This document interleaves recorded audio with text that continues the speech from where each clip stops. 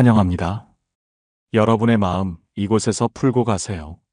오늘 제가 말씀드릴 이야기를 들으시고 나면 여러분은 아마도 등골이 오싹해질 것입니다.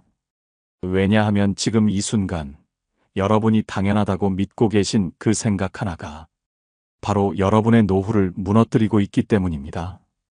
잠깐, 혹시 이런 생각 해보신 적 있으십니까? 나는 연금도 있고 자식들도 있으니까 노후는 걱정 없어. 아니면 아직 젊은데 뭘 그렇게 벌써부터 걱정해? 이런 생각 말입니다. 만약 이런 생각을 한 번이라도 해보셨다면 여러분은 지금 매우 위험한 상황에 놓여 계신 겁니다. 왜 그럴까요? 바로 어제 발표된 통계청 자료를 보니까 우리나라 노인 빈곤율이 OECD 국가 중 1위라고 합니다. 무려 40.4%나 됩니다. 이게 무슨 뜻인지 아십니까? 10명 중 4명의 어르신이 가난하게 살고 계신다는 뜻입니다. 더 충격적인 것은 이 중 상당수가 젊었을 때는 중산층이었다는 사실입니다. 아파트도 있고 직장도 안정적이고 자식들 교육도 잘 시키고, 그런데 왜 노후에는 가난해졌을까요? 바로 착각 때문입니다. 노후를 무너뜨리는 치명적인 착각들 때문입니다. 여러분, 혹시 이런 뉴스 들어보셨습니까? 강남의 한 아파트에서 70대 노부부가 생활고를 비관해서 극단적 선택을 하신 사건 말입니다. 이분들은 젊었을 때 부유하게 살았습니다. 자식들 교육도 최고로 시키고 좋은 집에서 살았습니다. 그런데 왜 이런 비극이 일어났을까요? 바로 오늘 제가 말씀드릴 7가지 착각에 빠져 있었기 때문입니다. 그런데 안심하십시오.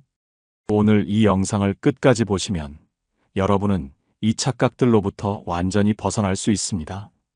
그리고 진짜 행복하고 안정적인 노후를 만들 수 있는 방법을 알게 될 것입니다. 오늘 주제가 마음에 드신다면 구독과 좋아요 눌러주세요. 여러분의 마음을 안아주는 좋은 컨텐츠로 보답하겠습니다. 첫 번째 착각.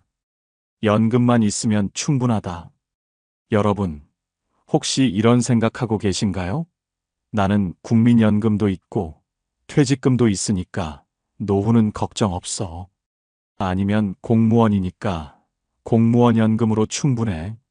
만약 이런 생각을 하고 계시다면 여러분은 지금 매우 위험한 착각에 빠져 계신 겁니다. 제가 어제 만난 김영수 씨 68세 이야기를 들어보십시오. 이분은 대기업에서 35년간 근무하신 모범적인 직장인이었습니다. 퇴직할 때 받은 퇴직금도 1억 5천만 원이었고 국민연금도 매월 120만 원씩 나오고 있습니다. 이 정도면 충분하지. 연금만으로도 한 달에 120만 원이나 들어오는데 퇴직금도 있으니까 뭔 걱정이야? 이렇게 생각하셨다고 합니다. 그런데 현실은 어떻습니까? 연금 120만 원으로 한 달 살아보시겠어요? 요즘 물가에 120만 원이면 뭘 할 수 있습니까? 서울 기준 아파트 관리비만 해도 평균 28만 원이고 여기에 전화비, 인터넷비, 각종 보험료까지 합치면 40만 원은 기본으로 나갑니다. 그럼 남는 돈이 80만 원인데 이 돈으로 식비, 의료비, 교통비, 생필품비를 다 해결하시겠어요? 더 문제는 의료비입니다. 김영수 씨는 작년에 당뇨 합병증으로 병원에 입원하셨는데 한 달 의료비가 300만 원이 나왔습니다. 보험으로 일부는 처리했지만 본인 부담금만 해도 100만 원이 넘었습니다. 그럼 그달 연금은 다 의료비로 날아가고 퇴직금까지 털어야 하는 상황이 온 거죠. 이럴 줄 알았으면 연금만 믿지 말고 다른 준비도 했어야 하는데. 김영수 씨가 하신 말씀입니다. 여러분, 이게 현실입니다. 연금만으로는 절대 충분하지 않습니다. 그럼 통계로 한번 보겠습니다. 국민연금연구원에서 발표한 자료에 따르면 현재 우리나라 국민연금 평균 수령액이 월 54만 원이라고 합니다. 54만 원. 이 돈으로 한 달을 어떻게 살 수 있겠습니까? 더 충격적인 것은 국민연금만 받는 노인들의 빈곤율이 76%라는 사실입니다. 10명 중 8명 가까이가 가난하다는 뜻입니다. 그런데 왜 이런 착각에 빠지는 걸까요? 심리학에서 말하는 낙관 편향 때문입니다. 사람은 본능적으로 미래에 대해 낙관적으로 생각하려고 합니다. 설마 내가 그렇게까지 될까? 나는 남들보다는 괜찮을 거야. 이런 생각 때문에 현실을 제대로 보지 못하게 됩니다. 하지만 현실은 냉혹합니다. 연금만으로는 절대 충분하지 않습니다. 그럼 어떻게 해야 할까요? 먼저 본인이 받을 연금이 얼마인지 정확하게 계산해 보십시오. 국민연금공단 홈페이지에 들어가시거나 인터넷이 어려우시면 국번 없이 1355번으로 전화하시면 됩니다. 상담 시간은 오전 8시부터 오후 7시까지이니까 편한 시간에 연락해 보십시오. 그리고 그 금액으로 실제로 한 달 살아보시길 바랍니다. 아마 깜짝 놀라실 겁니다. 그 다음에는 연금 외에 소득원을 만들어야 합니다. 부동산 투자든, 주식 투자든, 사업이든, 아르바이트든, 연금 외에 추가 소득이 있어야 합니다. 제가 아는 박정호 씨, 75세는 다릅니다. 이분은 젊었을 때부터 연금만으로는 안 된다는 생각을 가지고 계셨습니다. 그래서 매월 일정 금액을 따로 투자하셨습니다. 부동산도 사시고, 주식도 하시고, 개인연금도 가입하셨습니다. 지금 이분은 국민연금 80만원, 개인연금 50만원, 주식배당금 30만원, 원룸 임대료 70만원까지 해서 매월 230만원의 소득이 있습니다. 그래서 노후에도 여유 있게 살고 계십니다. 연금은 기본이고 진짜 노후 준비는 따로 해야 해요. 박정호 씨가 하신 말씀입니다. 여러분, 이제 아시겠습니까? 연금만 있으면 충분하다는 생각은 착각입니다. 노후를 무너뜨리는 첫 번째 착각입니다. 지금이라도 늦지 않았습니다. 연금 외의 소득원을 만들어 보십시오. 여러분의 노후가 달려 있습니다. 두 번째 착각. 자식이 당연히 도와줄 거다. 여러분, 혹시 이런 생각하고 계신가요? 내가 자식들 뒷바라지 그렇게 해줬는데 당연히 나 늙으면 자식들이 도와주겠지. 아니면 우리 아들이 효자니까 노후는 걱정 없어. 만약 이런 생각을 하고 계시다면 여러분은 지금 매우 위험한 착각에 빠져 계신 겁니다. 제가 지난주에 만난 이순옥 할머니 73세 이야기를 들어보십시오. 이분은 아들, 딸 셋을 키우시면서 정말 헌신적으로 사셨습니다. 남편이 일찍 돌아가시고 나서도 새벽 5시부터 일어나서 김밥 장사하시면서 자식들 대학까지 보내셨습니다. 내가 이렇게 고생해서 키운 자식들인데 내가 늙으면 당연히 효도하겠지? 이런 생각으로 노후 준비는 전혀 하지 않으셨다고 합니다. 그런데 현실은 어떻습니까? 큰아들은 결혼하면서 아내가 시어머니를 싫어한다며 연락도 잘 안 합니다. 딸은 남편이 사업 실패해서 자기 살기도 바쁩니다. 막내 아들은 아직 결혼도 안 했는데 취업도 제대로 안 돼서 용돈을 달라고 합니다. 어머니, 죄송해요. 저희도 여유가 없어서 조금만 기다려주세요. 자식들이 하는 말입니다. 그래서 이순옥 할머니는 지금 기초생활수급자로 살고 계십니다. 월 60만 원으로 원룸에서 혼자 지내고 계십니다. 병원비가 없어서 아픈 곳이 있어도 참고 사시고 하루 한 끼만 드시면서 살고 계십니다. 내가 자식들을 잘못 키운 걸까? 아니면 내가 너무 기대를 한 걸까? 이순옥 할머니가 눈물을 흘리며 하신 말씀입니다. 여러분, 이게 현실입니다. 자식들이 도와줄 거라는 기대는 착각일 수 있습니다. 통계청 자료를 보면 더 충격적입니다. 65세 이상 노인 중에서 자식으로부터 생활비를 지원받는 비율이 30%도 안 된다고 합니다. 그리고 그나마도 매월 정기적으로 받는 게 아니라 명절이나 특별한 일이 있을 때만 간헐적으로 받는다고 합니다. 더 문제는 요즘 젊은이들의 경제 상황입니다. 청년 실업률은 높고 집값은 천정부지로 올라서 자기 살기도 바쁜 상황입니다.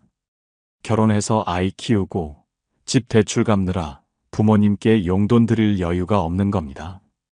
한국보건사회연구원에서 조사한 결과 30대에서 40대 중산층 자녀들의 77%가 부모님을 경제적으로 부양하기 어렵다라고 답했습니다.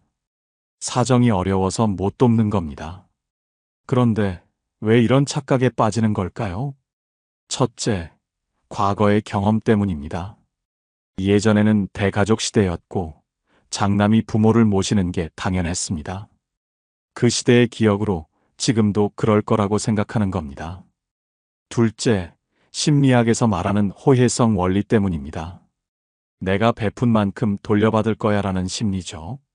자식에게 많이 해준 만큼 당연히 보답받을 거라고 생각하는 겁니다. 하지만 현실은 다릅니다.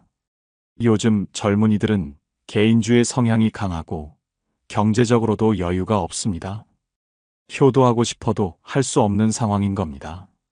그럼 어떻게 해야 할까요? 먼저 자식에 대한 기대를 버리십시오.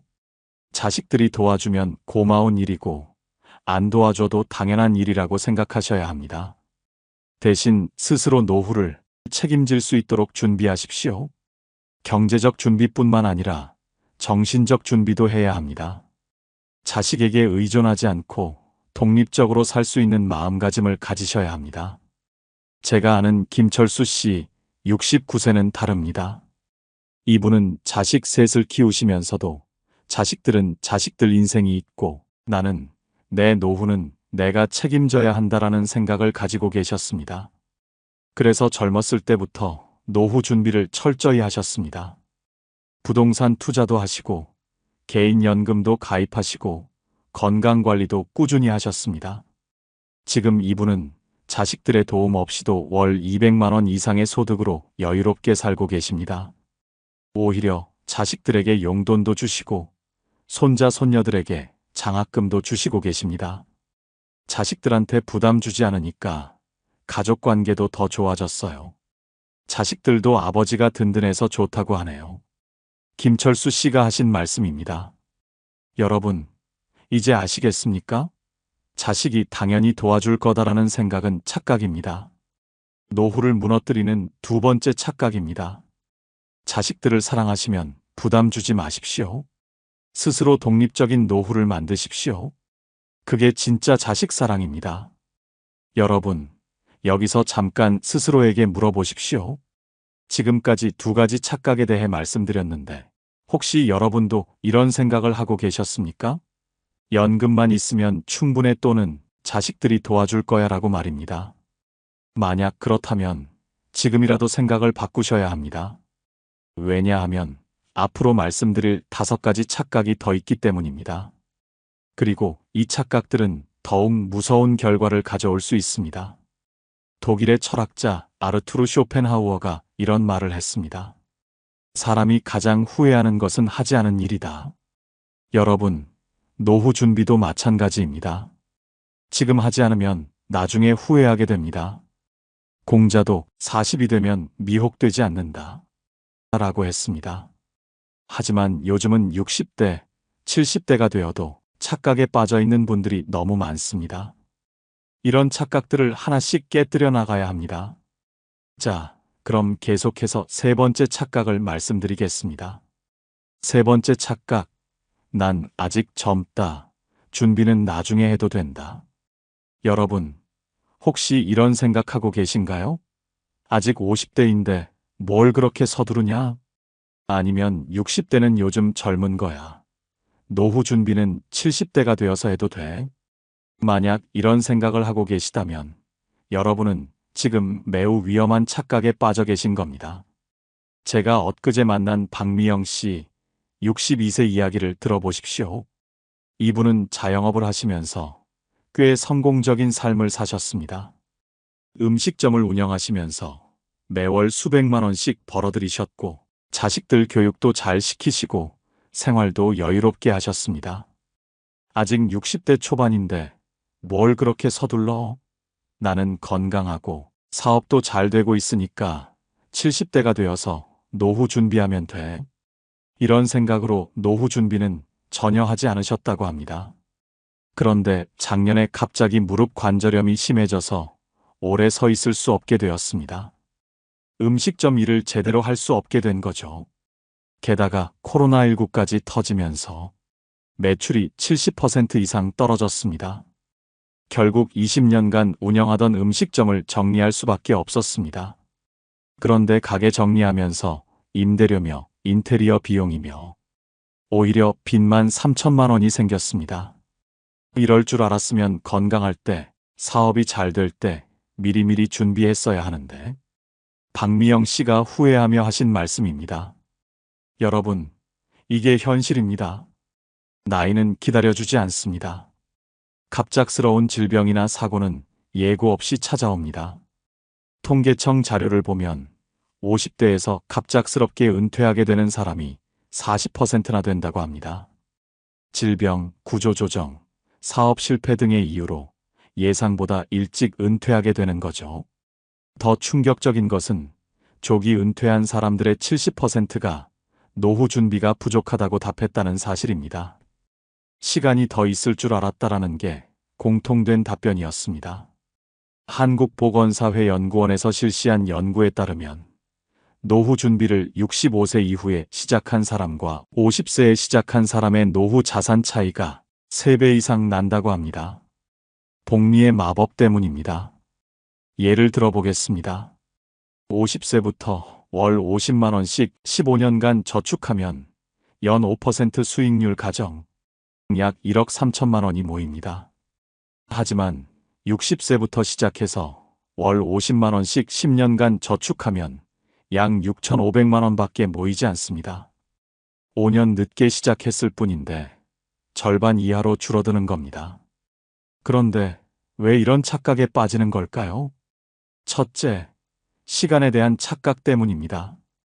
사람은 시간이 무한히 있을 거라고 착각합니다.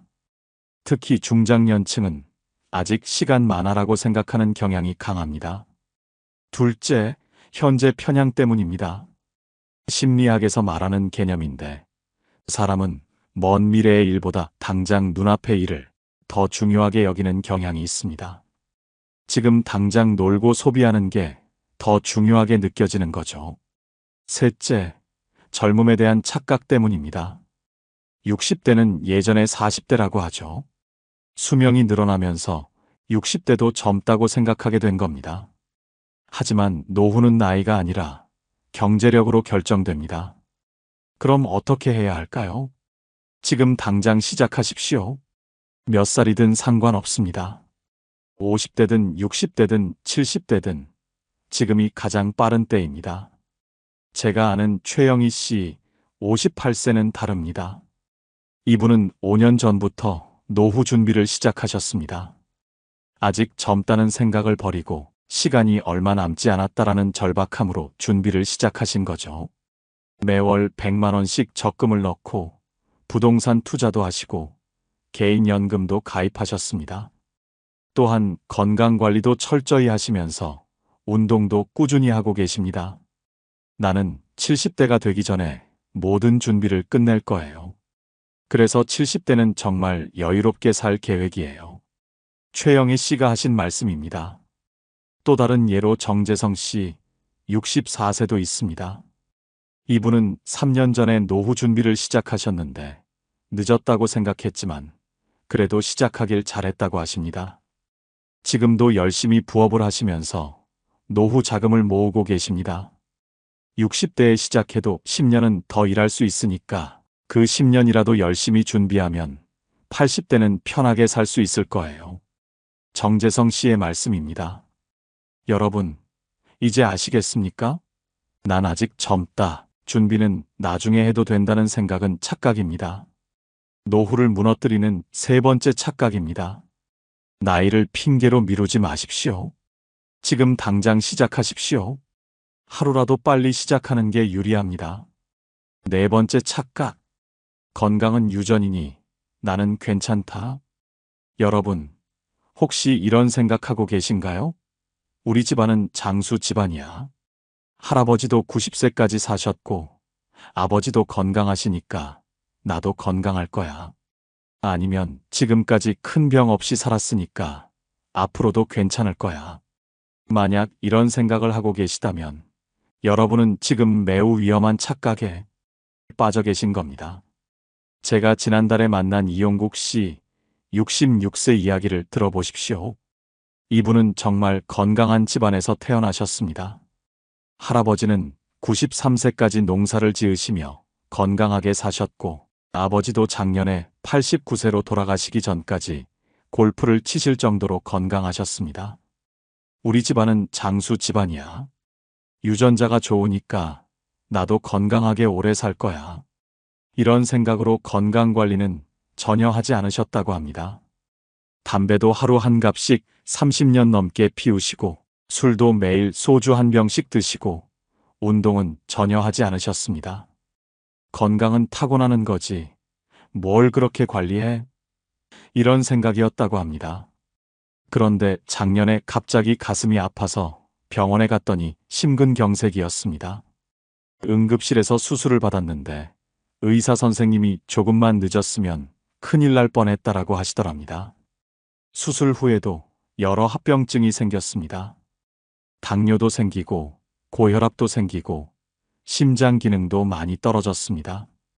지금은 매일 약을 10개씩 먹어야 하고 한 달에 병원비만 50만 원씩 나간다고 합니다. 유전자가 좋아도 관리를 안 하면 소용없구나. 미리미리 건강관리 했어야 하는데. 이용국 씨가 후회하며 하신 말씀입니다.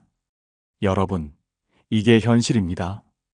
유전자가 아무리 좋아도 관리하지 않으면 병이 생깁니다. 통계청 자료를 보면 65세 이상 노인의 89%가 만성질환을 앓고 있다고 합니다. 고혈압, 당뇨, 관절염, 심장병. 거의 대부분의 노인이 어떤 형태로든 병을 앓고 있는 겁니다. 더 충격적인 것은 의료비 지출입니다. 건강보험심사평가원 자료에 따르면 65세 이상 노인 1인당 연간 의료비가 평균 430만 원이라고 합니다. 젊었을 때의 4배 이상입니다. 특히 암이나 중풍 같은 중증 질환에 걸리면 의료비는 천정부지로 올라갑니다. 암 치료비만 해도 평균 3천만 원에서 1억 원까지 들어간다고 합니다. 아무리 보험이 있어도 본인 부담금만 수백만 원에서 수천만 원이 나갑니다. 서울대학교 의과대학에서 실시한 연구에 따르면 유전적 요인이 건강에 미치는 영향은 20%에서 30%에 불과하고 나머지 70%에서 80%는 생활 습관이나 환경적 요인이라고 합니다. 즉, 유전자보다는 어떻게 사느냐가 더 중요하다는 뜻입니다. 그런데 왜 이런 착각에 빠지는 걸까요? 첫째, 유전적 결정론 때문입니다. 모든 게 유전자로 결정된다는 잘못된 믿음 때문에 노력을 포기하게 됩니다. 하지만 현대의학은 후성 유전학이라는 분야를 통해 환경과 생활 습관이 유전자 발현에 큰 영향을 준다는 것을 밝혀냈습니다. 둘째, 확증 편향 때문입니다. 우리 집안은 건강하다는 믿음을 확인해주는 사례만 기억하고 반대되는 사례는 무시하는 경향이 있습니다. 건강했던 조상들만 기억하고 일찍 돌아가신 분들은 잊어버리는 거죠. 셋째, 현재의 건강 상태를 과신하는 경향 때문입니다. 지금까지 괜찮았으니까 앞으로도 괜찮을 거야라는 생각이죠. 하지만 몸은 나이가 들수록 급격히 변합니다. 그럼 어떻게 해야 할까요? 건강은 투자라고 생각하십시오. 지금 건강에 투자하면 나중에 의료비를 절약할 수 있습니다. 예방이 치료보다 훨씬 경제적입니다. 정기적인 건강검진을 받으십시오. 50세 이후에는 1년에 한 번씩 종합검진을 받아야 합니다. 조기 발견하면 완치 가능한 병들이 많습니다. 운동을 시작하십시오. 하루 30분씩이라도 걷기 운동을 하시면 됩니다. 근력 운동도 주 2, 3회는 하셔야 합니다. 나이가 들수록 근육량이 급격히 줄어들기 때문입니다. 금연 금주하십시오. 담배와 술은 만병의 근원입니다. 특히 노년기에는 더욱 치명적입니다. 제가 아는 70세 김철수 씨는 다릅니다. 이분은 50세부터 건강관리를 철저히 시작하셨습니다. 유전자는 가능성일 뿐, 현실은 내가 만드는 거다 라는 생각으로 말입니다. 매일 아침 6시에 일어나서 1시간씩 운동하시고 금연 금주는 물론이고 정기검진도 빠뜨리지 않으셨습니다. 식단 관리도 철저히 하시고 스트레스 관리도 잘하고 계십니다. 지금 70세인데도 30대처럼 건강하십니다. 혈압, 혈당, 콜레스테롤 모든 수치가 정상이고 지난 20년간 감기 한 번 안 걸리셨다고 합니다. 당연히 의료비도 거의 들지 않습니다. 건강은 선택이에요. 매일매일의 선택이 20년 후를 결정하는 거죠. 김철수 씨가 하신 말씀입니다. 반대로 68세 안재병 씨는 어떨까요? 이분도 건강한 집안 출신이지만 관리를 전혀 하지 않으셨습니다. 담배, 술, 과식, 운동 부족, 모든 나쁜 습관을 다 가지고 계셨죠. 지금은 당뇨, 고혈압, 심장병, 관절염까지 4개의 만성질환을 앓고 계십니다. 매월 의료비만 100만 원씩 나가고 삶의 질도 현저히 떨어졌습니다. 좋은 유전자를 물려받았는데 내가 다 망쳤네요. 안재병 씨의 한숨 섞인 말씀입니다. 여러분, 이제 아시겠습니까? 건강은 유전이니 나는 괜찮다라는 생각은 착각입니다. 노후를 무너뜨리는 4번째 착각입니다. 유전자를 핑계로 방심하지 마십시오. 건강은 만드는 것입니다. 지금부터라도 건강 투자를 시작하십시오. 5번째 착각. 노후는 운이다. 나는 어쩔 수 없다. 여러분, 혹시 이런 생각하고 계신가요? 노후가 어떻게 될지는 운이지. 내가 할 수 있는 게 뭐가 있어? 아니면 부자로 태어난 것도 아니고 특별한 재능이 있는 것도 아닌데 뭘 어떻게 해?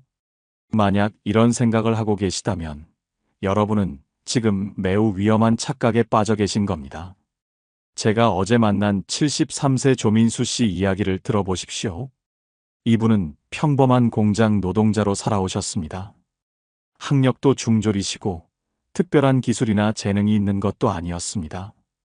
월급도 많지 않아서 생활하기도 바빴습니다. 나 같은 사람이 뭘 할 수 있겠어? 노후는 그냥 운에 맡기는 수밖에. 이런 생각으로 아무런 준비도 하지 않으셨다고 합니다. 그래서 지금은 기초생활수급자로 살고 계십니다. 월 70만 원으로 고시원에서 지내시고 하루 한 끼만 드시며 근근히 살아가고 계십니다. 병원비가 없어서 아픈 곳이 있어도 참고 사시고 겨울에는 난방비가 아까워서 이불을 여러 개 덮고 주무십니다. 내 팔자가 이런가 보다. 운이 없어서 가난하게 사는 거야. 조민수 씨가 체념하며 하신 말씀입니다. 하지만 정말 운 때문일까요? 같은 공장에서 일했던 69세 박민준 씨를 보십시오. 이분도 조민수 씨와 똑같은 조건이었습니다. 학력도 중졸, 월급도 비슷했습니다. 하지만 생각이 달랐습니다.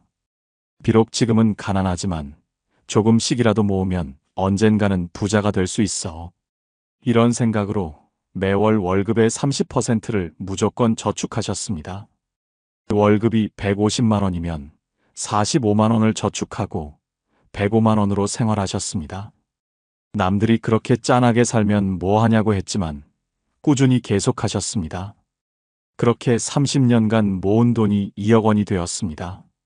그 돈으로 작은 상가 건물을 사셨고 지금은 매월 임대료 300만 원씩 받으며 여유롭게 살고 계십니다. 운이 아니라 선택이에요.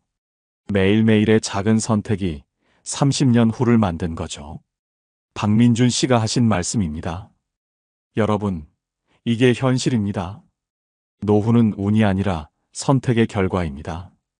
미국의 경제학자 토마스 스텔리가 20년간 부자들을 연구한 결과 부자의 80% 이상이 1세대 부자, 즉 자수성가한 사람들이라고 밝혔습니다. 태어날 때부터 부자였던 사람은 20%도 안 된다는 뜻입니다.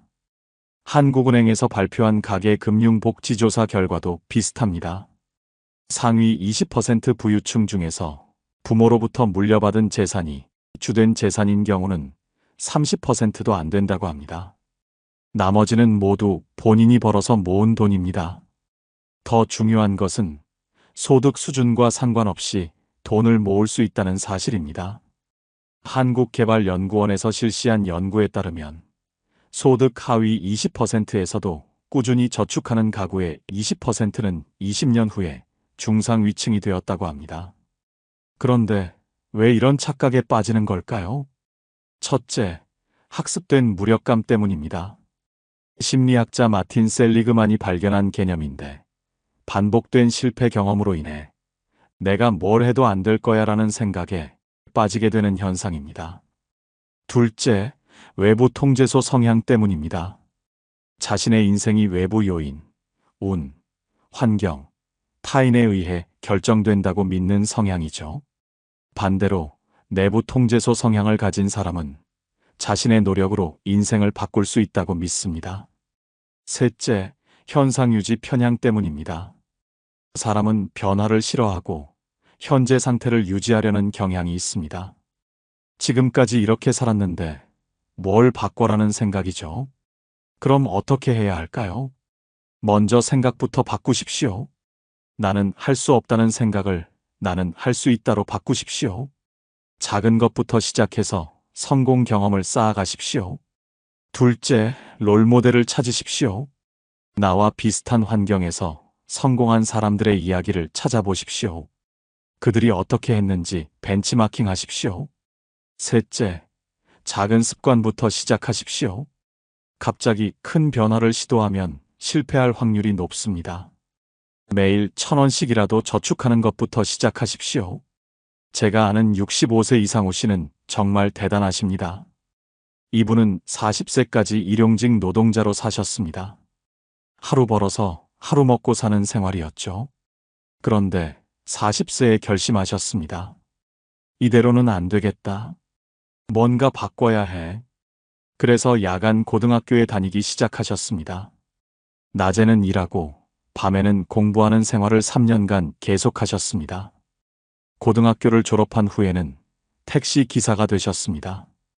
그리고 매월 수입의 50%를 저축하기 시작하셨습니다. 25년간 그렇게 모은 돈이 1억 5천만 원이 되었습니다. 그 돈으로 작은 치킨집을 차리셨고 5년 만에 세계 점포로 늘리셨습니다. 지금은 매월 순수익 500만 원 이상을 벌고 계십니다. 운이 아니라 의지예요.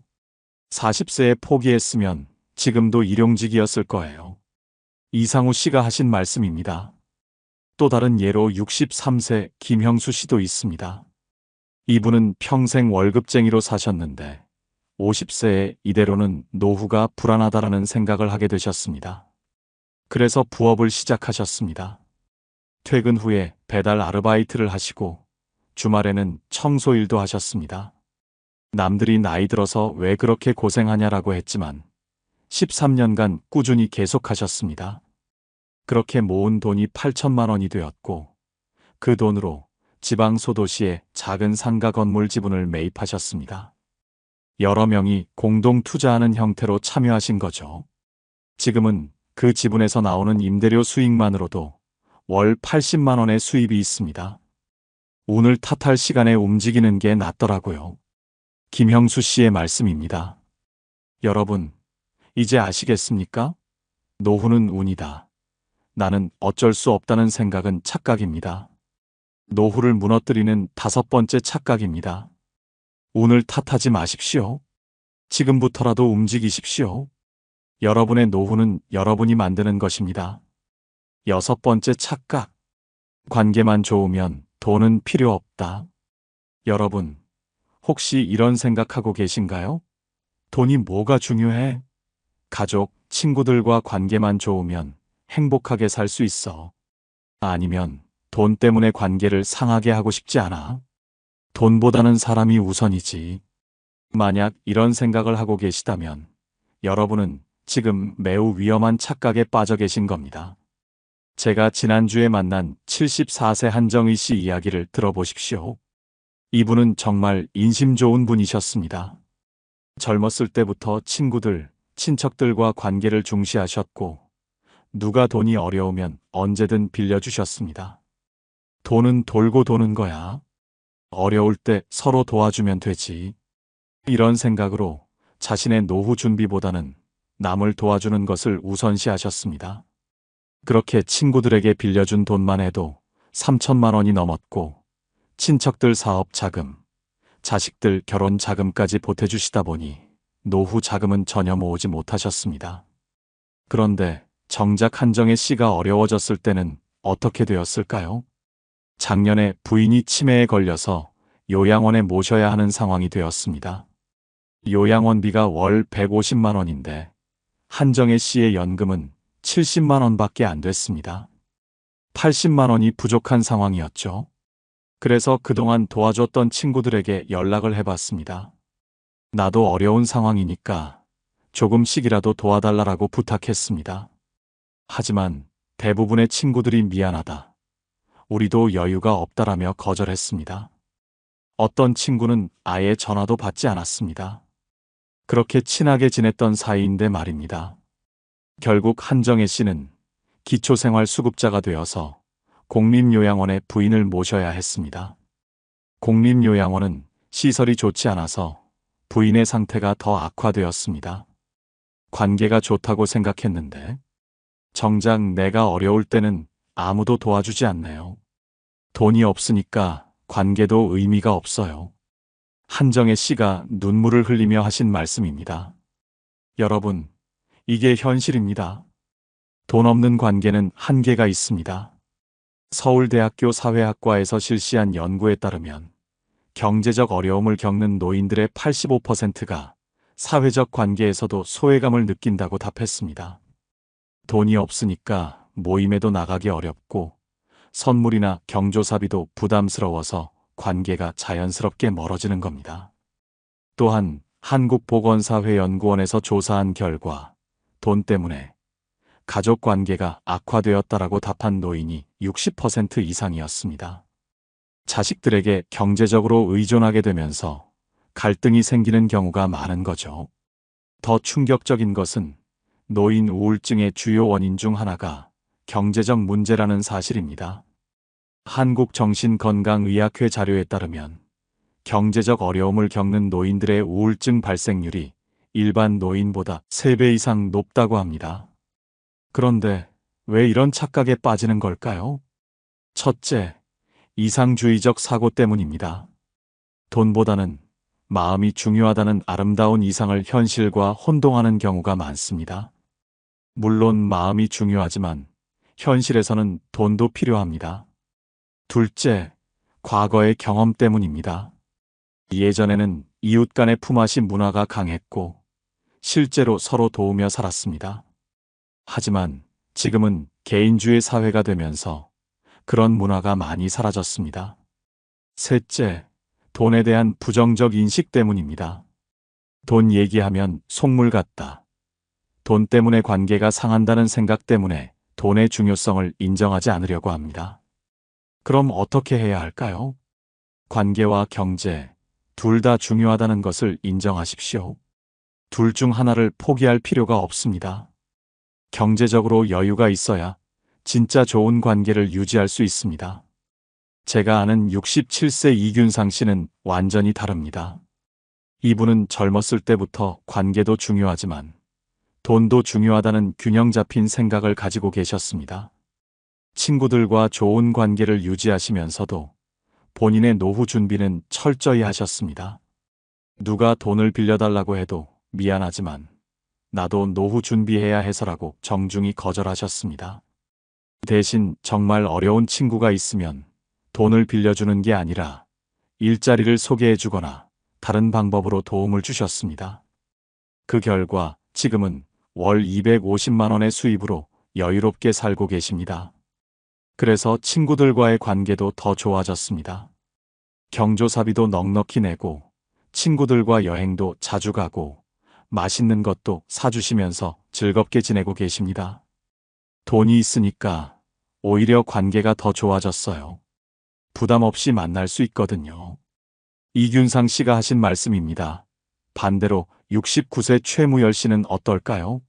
이분은 관계가 전부라는 생각으로 자신의 모든 것을 남을 위해 써버리셨습니다. 친구들 사업 자금, 친척들 경조사비, 자식들 용돈. 달라는 대로 다 주셨습니다.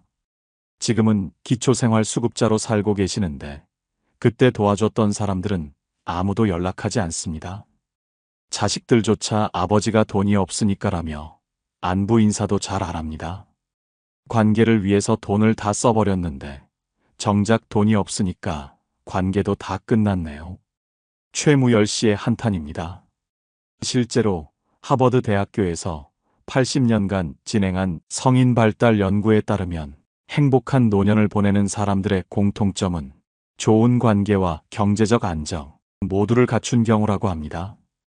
둘 중 하나만으로는 진정한 행복을 얻기 어렵다는 뜻입니다.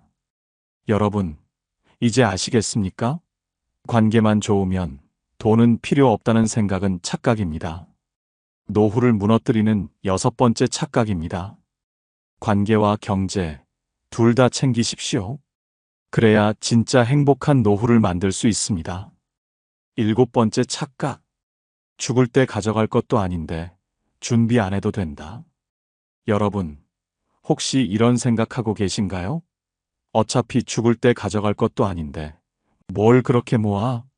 아니면 인생 한 번 사는 건데 지금 즐기면서 살지 왜 그렇게 아껴가며 살아? 만약 이런 생각을 하고 계시다면 여러분은 지금 매우 위험한 착각에 빠져 계신 겁니다. 제가 엊그제 만난 72세 송진우 씨 이야기를 들어보십시오. 이분은 젊었을 때부터 인생은 즐기는 거야라는 철학으로 사셨습니다. 돈이 생기면 여행도 가고 맛있는 것도 먹고 좋은 차도 사고 정말 풍족하게 사셨습니다. 죽을 때 가져갈 것도 아닌데 뭘 그렇게 모아? 지금 즐기면서 사는 게 인생이지. 이런 생각으로 노후 준비는 전혀 하지 않으셨다고 합니다. 그런데 은퇴 후 현실은 어떻습니까? 연금 120만 원으로 생활하려니까 너무 빠듯합니다. 젊었을 때 즐겨 했던 여행은 꿈도 못 꾸고 외식도 한 달에 한 번 하기 어렵습니다. 친구들과 골프도 못 치고 문화생활도 전혀 할 수 없습니다. 더 큰 문제는 건강입니다. 작년에 무릎 수술을 해야 하는데 수술비가 500만 원이 필요했습니다. 하지만 통장에는 100만 원밖에 없었죠.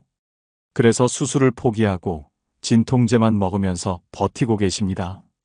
젊었을 때 그렇게 돈을 펑펑 썼으면 뭐해? 지금 아파도 치료받을 돈이 없는데. 송진우 씨가 후회하며 하신 말씀입니다. 더 안타까운 것은 부인과의 관계입니다. 부인도 치매 초기 증상이 있는데 제대로 된 치료를 받을 수 없어서 상태가 점점 악화되고 있습니다. 그걸 지켜보는 송진우 씨의 마음은 어떨까요? 돈이 있었으면 아내도 좋은 병원에서 치료받을 수 있을 텐데. 내가 너무 이기적으로 살았나? 송진우 씨가 눈물을 흘리며 하신 말씀입니다. 여러분, 이게 현실입니다.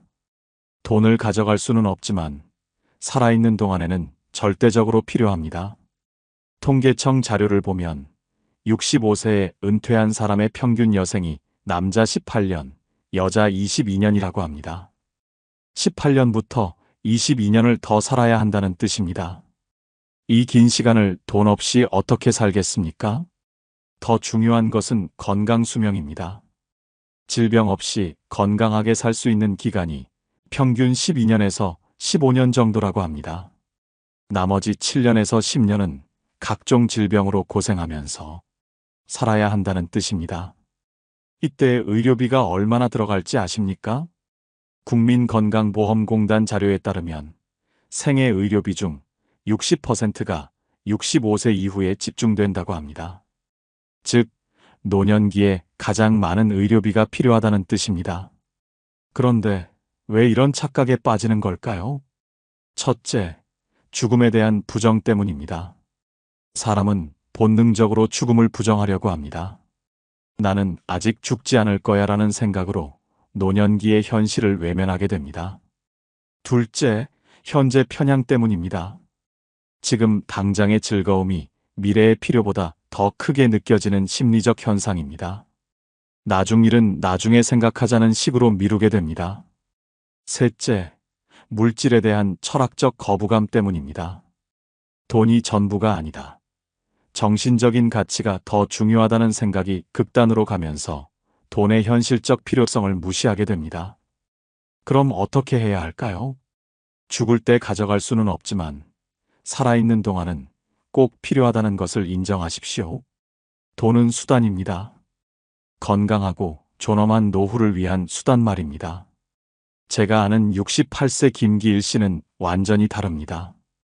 이분은 젊었을 때부터 지금도 즐기되 미래도 준비하자라는 균형 잡힌 생각을 가지고 계셨습니다.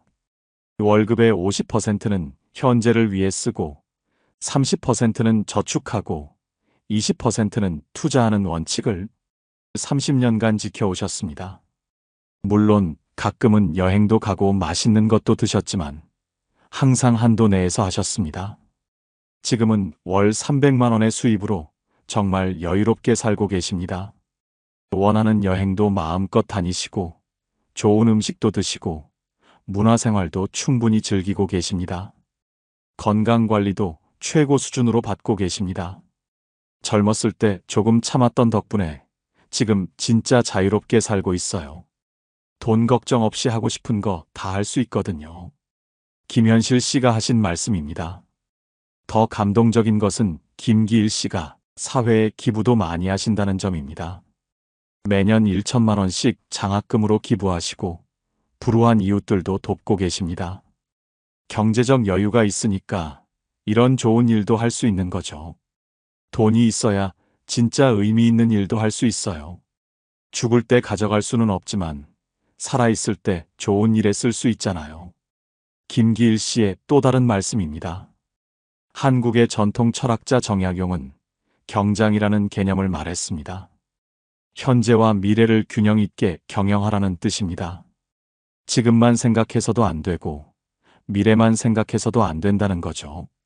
여러분, 이제 아시겠습니까? 죽을 때 가져갈 것도 아닌데 준비 안 해도 된다는 생각은 착각입니다. 노후를 무너뜨리는 7번째 착각입니다. 죽을 때 가져갈 수는 없지만 살아있는 동안은 절대 필요합니다. 현재도 즐기되 미래도 준비하십시오. 그게 진짜 지혜로운 삶입니다. 지금까지 노후를 무너뜨리는 7가지 착각에 대해 말씀드렸습니다. 혹시 여러분도 이런 착각들에 빠져 계셨습니까? 첫 번째, 연금만 있으면 충분하다는 착각. 두 번째, 자식이 당연히 도와줄 거다는 착각. 세 번째, 난 아직 젊다. 준비는 나중에 해도 된다는 착각. 네 번째, 건강은 유전이니 나는 괜찮다는 착각. 다섯 번째, 노후는 운이다. 나는 어쩔 수 없다는 착각. 여섯 번째, 관계만 좋으면 돈은 필요 없다는 착각. 일곱 번째, 죽을 때 가져갈 것도 아닌데 준비 안 해도 된다는 착각.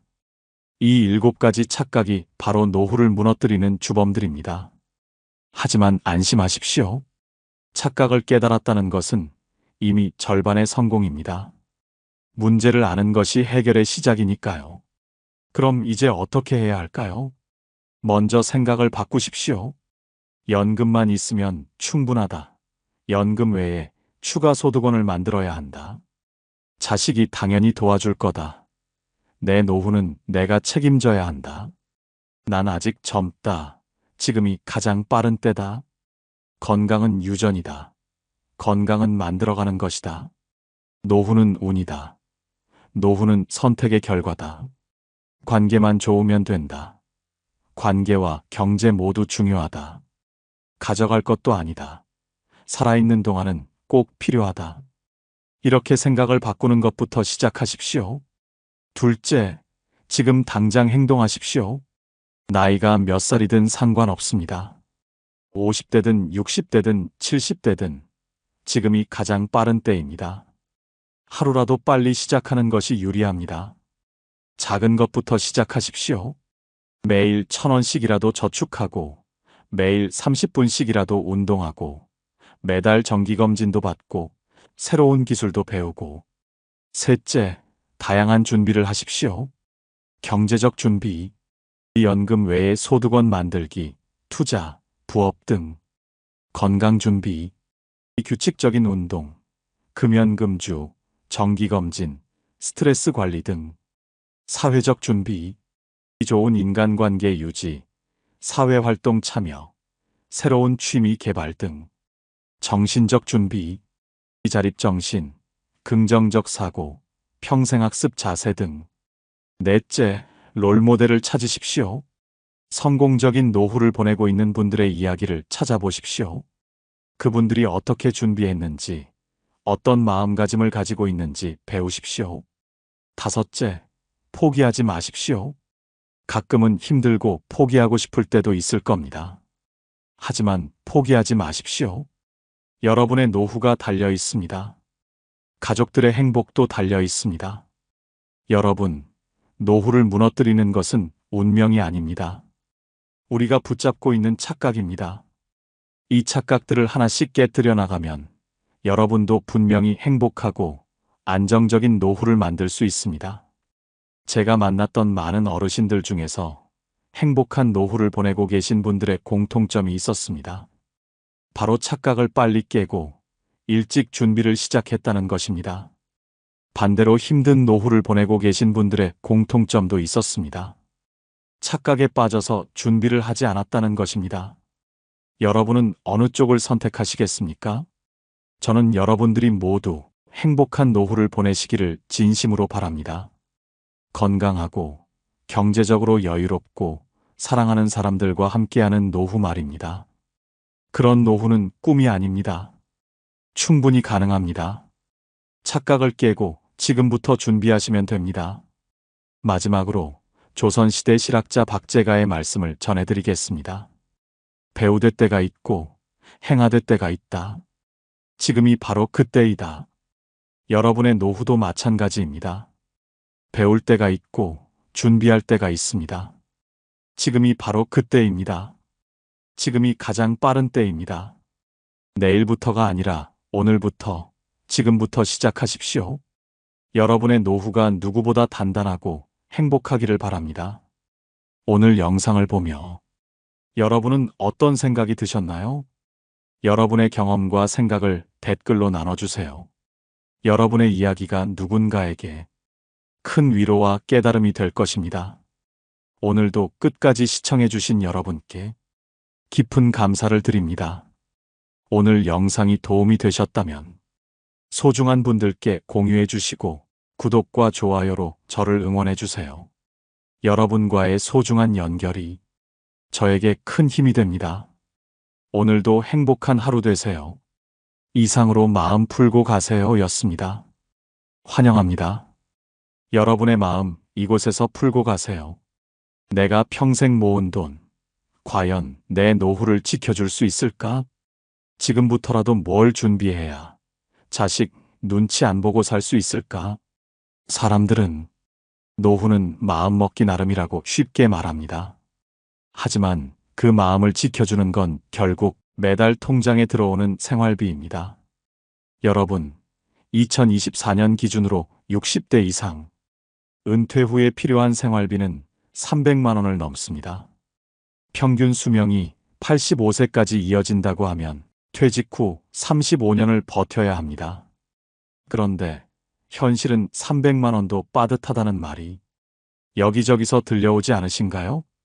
사실 이건 단순한 느낌이 아닙니다. 현실적으로 국민연금의 평균 수령액은 66만 원 수준에 불과합니다. 결국 나머지 230만 원을 매달 어디서 어떻게 메울지를 고민해야 한다는 이야기죠.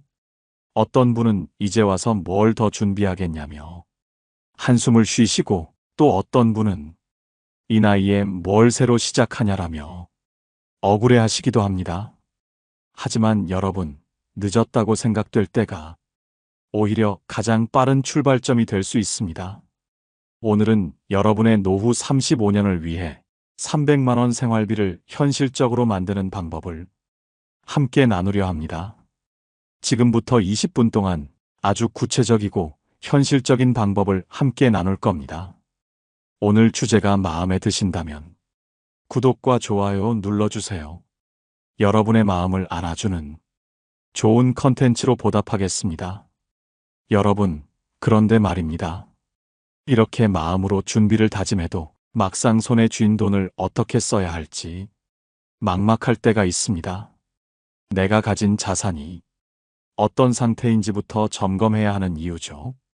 퇴직금이 평균적으로 1억에서 2억 정도 된다고 합니다.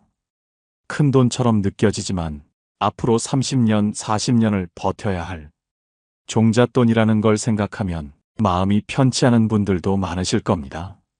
그런데 현실을 보면 우리 자산의 70% 이상이 집 한 채에 묶여 있죠. 매달 생활비를 주지 않는 자산에만 모든 것을 걸어둔 채로 말이죠. 언제, 어디에, 어떻게 써야 할지 이 고민이 사실 우리를 더 답답하게 만들고 있지 않으신가요? 여러분, 여기서부터 시작입니다.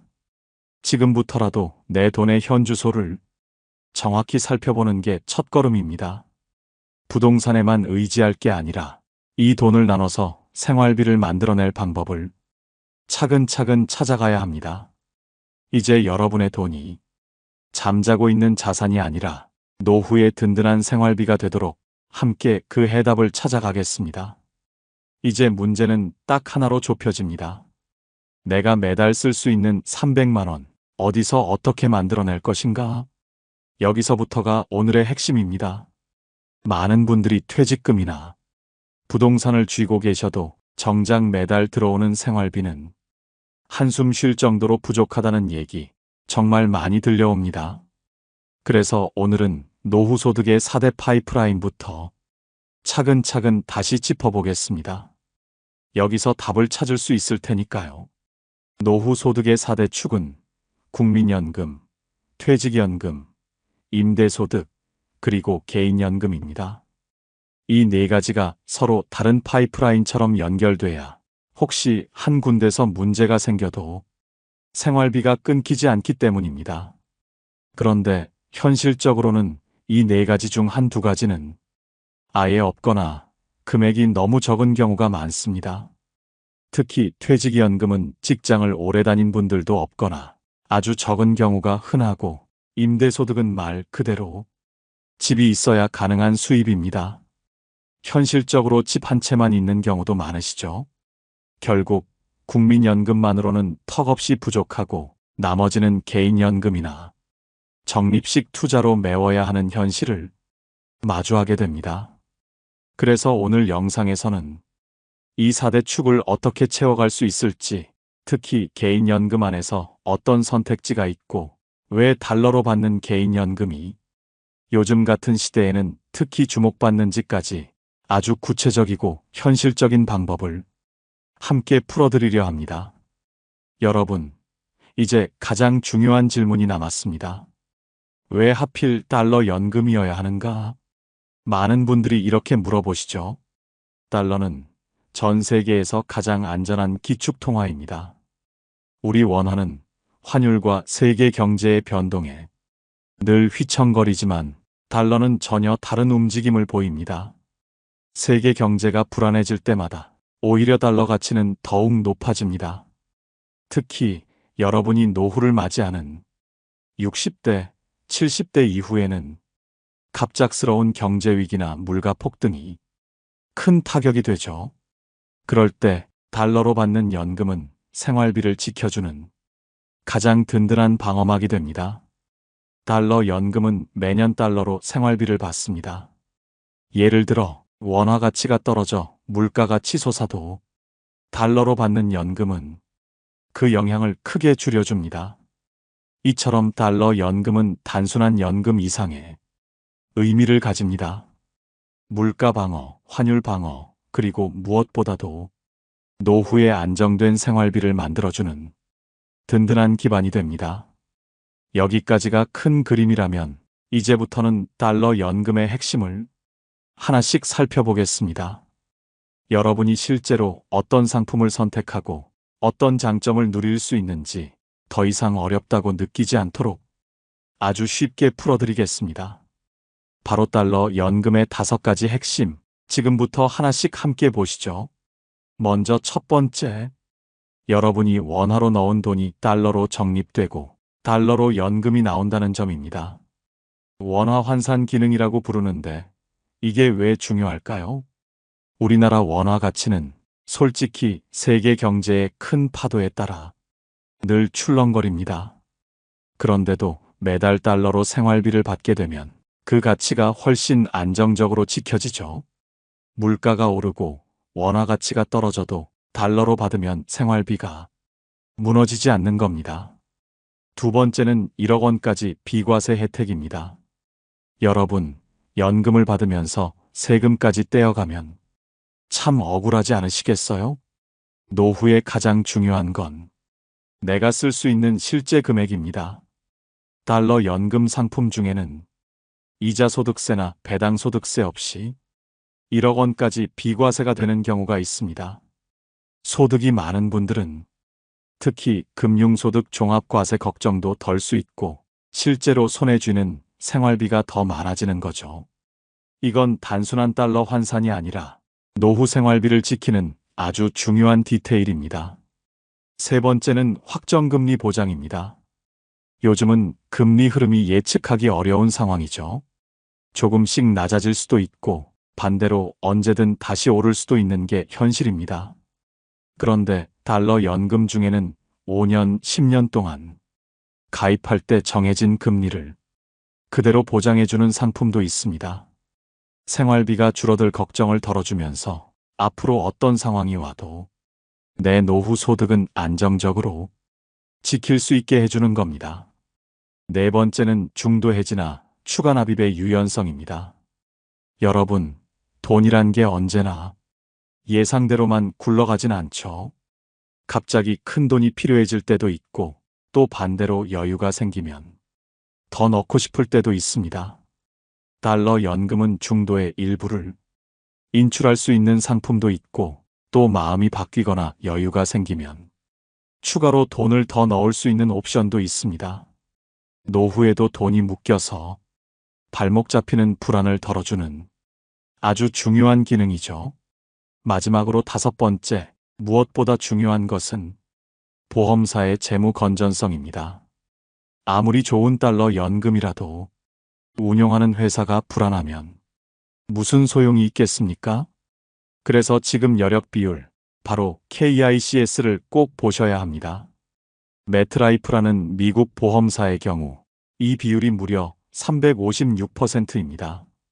대한민국 평균 생명보험사 비율이 181%밖에 안 되는데 그 2배를 넘는 수치라는 건 정말 드물고도 든든한 안전망이죠. 쉽게 말해 어떤 위기 상황에서도 여러분의 연금을 약속대로 꼭꼭 지급할 수 있는 힘이 그만큼 더 튼튼하다는 뜻입니다. 여러분, 이 5가지를 보면 아시겠지만 달러 연금은 단순한 해외 투자가 아닙니다. 내 생활비를 달러라는 안전한 통화로 받는 방식, 그리고 세금과 금리, 중도 인출, 회사의 건전성까지 모두를 다 챙길 수 있는 솔루션이자 노후를 현실적으로 지키는 가장 확실한 길입니다. 여러분, 이쯤에서 실제 사례 하나를 말씀드리겠습니다. 40대 후반에 1억 3천만 원 정도를 달러 연금에 넣으신 분이 계십니다. 이분은 60세부터 매년 8,400달러, 우리 돈으로 약 1,100만 원 정도를 받게 됩니다. 이걸 월로 계산해보면 딱 90만 원 가까운 돈이 매달 통장에 꽂히는 셈이죠. 여러분, 이 90만 원이 바로 내 노후 생활비를 든든하게 지켜주는 달러 연금의 힘입니다. 이렇게 현실적인 숫자로 확인하니까 어떤 분들은 생각보다 든든하네 하고 마음이 놓이실 겁니다.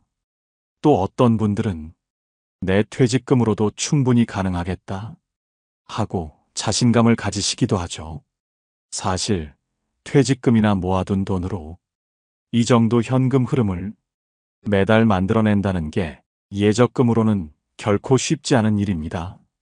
그러니까 지금부터라도 이렇게 달러 연금이 주는 현실적이고 꾸준한 생활비를 하나의 옵션으로 꼭 기억해 두시면 좋겠습니다.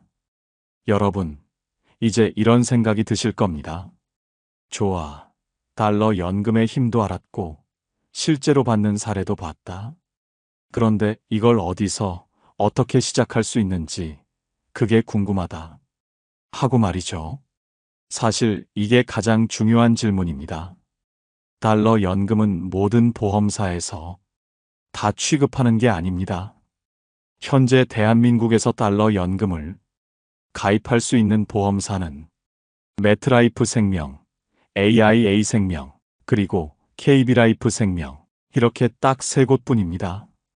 특히 매트라이프 생명은 미국계 보험사이면서 달러 기반 채권과 현금성 자산을 글로벌 규모로 운용하는 노하우를 갖추고 있어서 달러 연금을 가장 전문적으로 설계해온 곳으로 잘 알려져 있죠. 지금 여력 비율이 업계 평균의 2배를 넘는 356%라는 안정성 지표도 이 회사를 신뢰할 수 있는 이유 중 하나입니다. 그렇다고 무작정 매트라이프만이 답이라는 건 아닙니다. AIA나 KB라이프 생명도 각각의 특성과 장점을 지니고 있으니 여러분의 상황에 맞게 비교해 보셔야 합니다. 이 과정에서 중요한 건 내 국민연금, 퇴직연금, 생활비 상황을 정확히 점검해보고 어느 상품이 나에게 가장 든든한 생활비 파이프라인이 될지를 꼼꼼히 따져보는 것이죠. 보통 이 과정은 전문 상담사의 도움을 받으시는 게 좋습니다. 가입 전에는 확정금리형인지, 변동금리형인지, 중도 인출이나 추가 납입 옵션이 있는지 이런 디테일까지 전부 살펴봐야 하니까요. 특히 퇴직금을 한 번에 넣으려는 경우라면 내가 기대하는 생활비 흐름이 정말 나올 수 있는지를 시뮬레이션으로 꼭 확인해 보시길 권합니다. 여러분, 실제로 퇴직금 1억 정도만 있어도 국민연금과 달러연금을 함께 설계하면 매달 300만 원의 노후 생활비를 충분히 만들 수 있습니다. 이렇게 구체적으로 계산해 보면 나도 할 수 있겠다는 자신감이 훨씬 커지실 겁니다. 가입 후에도 매년 달러 수령액과 금리 환율 상황을 함께 점검하면서 필요할 땐 추가 납입이나 일부 인출을 통해 내 생활비 설계를 다시 짜볼 수도 있습니다. 이렇게 보면 달러 연금은 단순히 가입으로 끝나는 게 아니라 내 노후를 오랫동안 지켜주는 든든한 반려 통장 같은 존재가 되어줄 겁니다. 결국 여러분, 달러 연금, 나도 준비할 수 있을까? 이 고민을 품고 계시다면 매트라이프 같은 보험사의 공식 채널이나 금융 전문가와 먼저 상담을 받아보세요. 그 상담이 여러분이 할 수 있는 가장 현실적이고 확실한 첫걸음이 될 수 있을 겁니다. 여러분, 달러 연금만으로도 노후 생활비의 큰 축을 채울 수 있지만 사실 이게 끝은 아닙니다. 혹시 달러 연금 말고 내가 지금부터라도 조금씩 쌓아갈 수 있는 다른 방법은 없을까? 하고 궁금하셨을 분들도 계실 겁니다. 맞습니다. 지금부터는 노후 생활비를 보충할 수 있는 또 다른 전략을 간단히 말씀드리겠습니다. 바로 적립식 투자와 국민연금, 퇴직연금과의 병행 설계, 그리고 혹시 내 집 한 채밖에 없다 하시는 분들을 위한 주택연금까지입니다. 먼저 적립식 투자에 대해 알려드릴 텐데요. 아마 적립식 투자? 그게 뭔데? 괜히 위험한 거 아니야? 하고 걱정부터 하실 분들도 계실 겁니다. 그래서 투자라고 하면 어렵게만 들리셨던 분들을 위해 정말 쉽게 처음부터 하나씩 풀어드릴게요. 먼저 적립식 투자가 뭔지부터 짚어보죠. 적립식 투자는 말 그대로 매달 일정한 돈을 적금처럼 모으되 그 돈을 펀드나 ETF 같은 투자 상품을 사는 데 쓰는 방식입니다. 적금처럼 차곡차곡 하지만 예금이 아니라 투자 상품을 사 모으는 거죠. 큰 돈을 한 번에 넣는 게 아니라 매달 소액씩 모아가니 내 돈이 사라지면 어쩌지? 하는 불안도 덜합니다. 그럼 이 투자 상품들은 뭔가요? 펀드. 여러 사람의 돈을 모아 전문가가 대신 주식 채권 등에 분산해서 투자해주는 상품입니다. 은행이나 증권사 창구 또는 스마트폰 앱에서 가입할 수 있어요. 내가 직접 주식을 고를 필요가 없어서 나는 잘 몰라도 된다는 점이 큰 장점이죠. ETF, 상장지수 펀드, 펀드처럼 여러 주식 채권을 담되 주식시장, 코스피 코스닥에 상장돼 주식처럼 매매가 가능합니다. 예를 들어 S&P 500 ETF를 사면 미국 대표 기업 500개의 주식을 한꺼번에 담는 것과 같아요. 스마트폰 앱으로도 매수 매도가 가능하니 훨씬 자유롭습니다. 가입 방법도 정말 간단합니다. 요즘은 삼성증권, 미래에셋증권, NH투자증권, 키움증권 같은 증권사 앱에서 계좌를 10분 만에 만들 수 있어요. 계좌가 생기면 펀드, ETF 메뉴를 눌러 원하는 상품을 검색하고 매달 투자 금액을 정해두고 자동이체만 걸어두면 됩니다. 여러분, 이렇게 하면 그럼 도대체 얼마를 넣어야 하나요? 궁금하시죠? 예를 들어 매달 30만 원씩 20년간 ETF를 꾸준히 투자한다고 가정해 보겠습니다. 연평균 6% 수익률만 잡아도 20년 뒤엔 1억 4천만 원 이상이 됩니다. 월 30만 원씩만 모아도 20년 뒤엔 내 노후 생활비를 매달 60만 원씩 보충해주는 수준이 되는 거죠. 물론 이건 단순 계산이고 실제 시장 상황에 따라 오르내리지만 20에서 30년 긴 호흡으로 보면 대부분 상승 곡선을 그려왔습니다. 여러분, 이렇게 적립식 투자를 통해 틈새 생활비를 보충하는 방법까지 알아봤습니다. 그런데 아직 끝이 아닙니다. 노후 생활비의 4대 축, 국민연금, 퇴직연금, 적립식 투자, 그리고 주택연금이죠. 퇴직연금 이야기 더 구체적으로 말씀드려 볼게요. 퇴직연금이란 퇴직금을 한 번에 받지 않고 연금처럼 쪼개서 받거나 금융상품으로 굴려서 더 키우는 제도입니다. 보통은 회사에서 DC형, 확정기여형이나 DB형, 확정급여형으로 운영하는데 퇴직 후에도 개인이 직접 관리할 수 있도록 IRP 개인형 퇴직연금 계좌로 옮길 수도 있습니다. IRP 계좌는 연간 900만 원까지 세액공제를 해주기 때문에 특히 은퇴를 앞두신 분들에게 절세와 노후 생활비 마련이 두 마리 토끼를 잡을 수 있는 좋은 기회가 됩니다. 예를 들어 퇴직금을 1억 정도 받았을 때 이 돈을 IRP로 굴려두면 세금을 아끼면서도 투자 수익을 기대할 수 있습니다. 그리고 55세 이후부터는 매달 연금처럼 나눠서 받을 수 있어요. 이렇게 되면 퇴직연금이 생활비 통장이 되어주는 겁니다. 주택연금도 꼭 알아두셔야 합니다. 혹시 여러분이 나는 집 한 채가 전부인데 생활비가 부족해질까봐 불안하다 하고 계시진 않으신가요? 이럴 때 주택연금이 든든한 선택지가 됩니다. 주택연금은 소유한 집을 담보로 맡기고 그 집을 담보로 매달 생활비를 받는 제도입니다. 한국주택금융공사 HF에서 운영하는 상품인데 소유권은 그대로 본인 명의로 유지되면서 집에 계속 살 수 있다는 점이 가장 큰 장점입니다. 예를 들어 65세 이상이고 시가 9억 원 이하의 주택을 가지고 계신다면 주택연금에 가입할 수 있습니다. 가입 후에는 집을 팔지 않고도 그 집을 담보로 매달 일정 금액을 연금처럼 받을 수 있죠. 생활비로 받는 금액은 집가, 나이 등에 따라 다르지만 서울에 6억 원짜리 아파트를 보유하신 70세 분이라면 월 100만 원 정도를 받을 수 있습니다. 그리고 중요한 건 주택연금은 평생 지급입니다. 살아계신 동안은 계속 받을 수 있고 부부 중 한 분이 돌아가셔도 배우자가 계속 받을 수 있어요.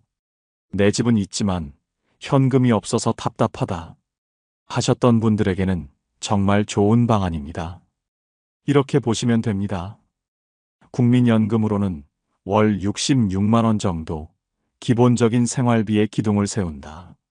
이 퇴직연금 IRP나 DC형 등은 퇴직금을 쪼개서 매달 월급처럼 받는 생활비 통장이다.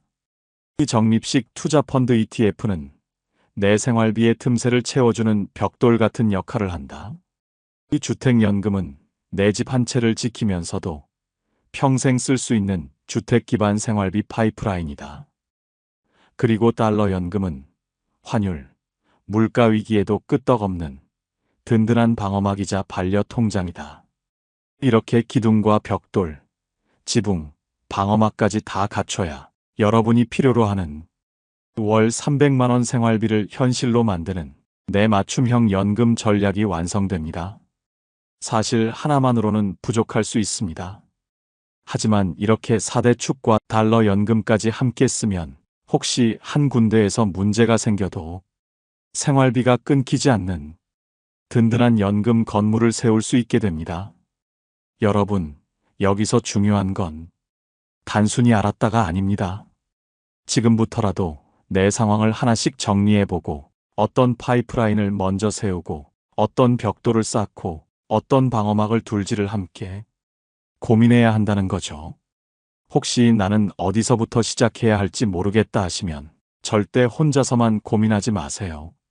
전문가 상담이나 금융기관 창구를 찾아서 내 연금, 투자, 주택 상황까지 꼼꼼히 시뮬레이션 해보세요. 혼자서는 막막해도 함께라면 훨씬 수월하게 그리고 든든하게 해낼 수 있을 겁니다. 이제 여러분의 300만 원 생활비 그리고 내 노후를 지켜줄 튼튼한 연금 건물의 첫 벽돌을 오늘부터 다시 쌓아보시길 바랍니다. 오늘 영상 어떠셨나요? 여러분이 생각하시는 노후 준비 그리고 지금까지 해온 노력들을 댓글로 나눠주세요. 여러분의 경험과 이야기가 같은 고민을 가진 다른 분들에게 큰 힘이 될 겁니다. 오늘도 끝까지 시청해주신 여러분께 깊은 감사를 드립니다.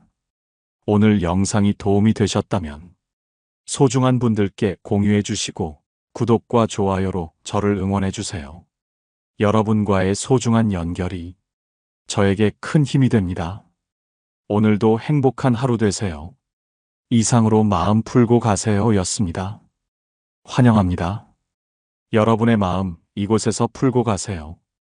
여러분, 요즘 낮에도 선선한 바람이 불어오는 거 느끼시죠? 햇살은 따뜻하지만 바람은 확실히 달라졌습니다. 그렇습니다. 이제 본격적인 가을이 시작됐습니다. 문제는 여기서 생깁니다.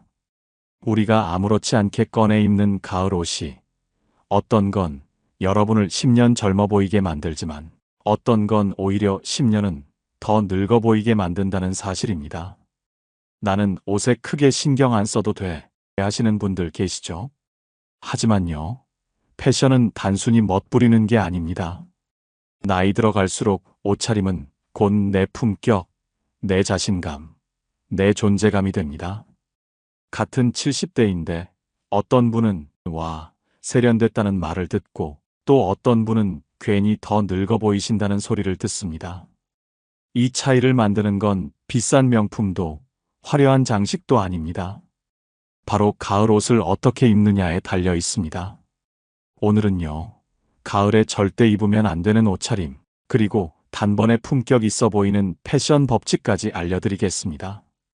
이 영상 끝까지 보시면 아마 스스로 거울 보면서 깜짝 놀라실 겁니다. 아니, 내가 이렇게 달라질 수가 있구나 하고요. 오늘 주제가 마음에 드신다면 구독과 좋아요 눌러주세요. 여러분의 마음을 안아주는 좋은 콘텐츠로 보답하겠습니다.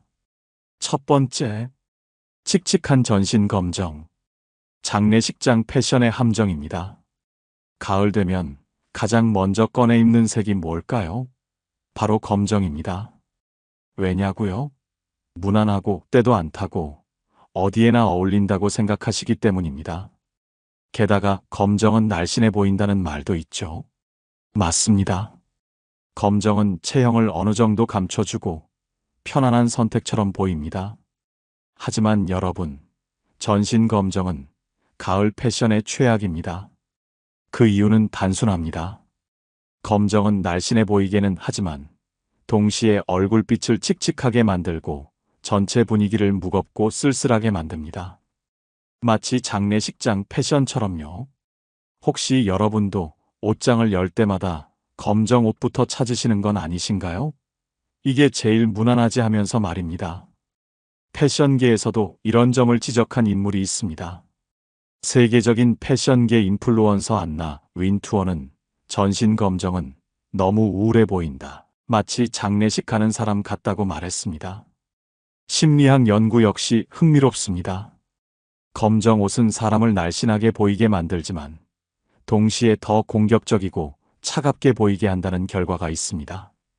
즉, 내가 세련되게 보이고 싶어서 입은 검정이 오히려 남들 눈엔 차갑고 늙어 보이게 할 수 있다는 겁니다.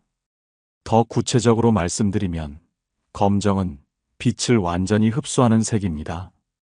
그래서 얼굴 주변에 그림자를 만들어요. 특히 턱 아래쪽과 목 부분이 어두워지면서 전체적으로 피곤하고 무기력한 인상을 줍니다.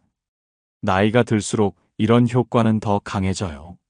실제로 제가 상담했던 한 고객분 이야기를 해드릴게요.